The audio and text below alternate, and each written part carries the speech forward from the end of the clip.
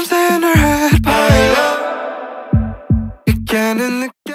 welcome back to my YouTube channel. কি খবৰ আপোনালোকৰ? আশা কৰোঁ সকলোৱে ভালে আছে। যেনেদৰে কৈছিলোঁ, যেনেদৰে প্ৰমিছ কৰিছিলোঁ, অহাকালিৰ পৰা আমাৰ গাখীৰটো মঙলদৈলৈকে যাব। গাখীৰটো লৈ যায় আপোনালোকৰ ডোৰ টু ডোৰ ডেলিভাৰী হ'ব। কিদৰে হ'ব এই প্ৰচেছটো বলক এই শৰ্ট ভিডিঅ'টোত দেখাওঁ। গোটেই প্ৰচেছটো দেখাম, কেনেকৈ আমি পেকিং কৰিম, কেনেকৈ ভৰাম আৰু কেনেকৈ আমি লৈ যাম মঙলদৈলৈ। বলক ভিডিঅ'টো আৰম্ভ কৰোঁ। এই ৰুমটো হ'ব আমাৰ গাখীৰৰ পেকেজিং কৰা ৰুম। গাখীৰটো কেনেকৈ পেকিং কৰোঁ আৰু কেনেকৈ আনি ইয়াতে ভৰাম গোটেই প্ৰচেছটো দেখাওঁ বলক ভিতৰলৈ। আৰু এতিয়া আমি পেকেজিং কৰিবলৈ গৈ আছোঁ গাখীৰটো।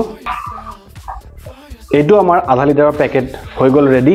এতিয়া লাষ্ট কামটো হ'ল বস্তুটো চিল কৰিব লাগিব আৰু এয়া আমি চিলিং মেচিনত লগাই দিলোঁ।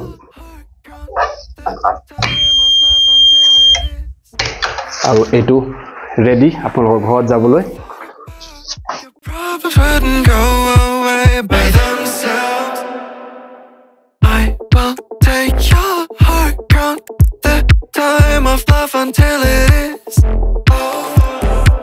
এতিয়া আমি গাখীৰটো এনেকৈ ইয়াত পেকিং কৰিম আৰু বস্তুটো দেখাওঁ যে ইয়াতে কি কৰিছোঁ।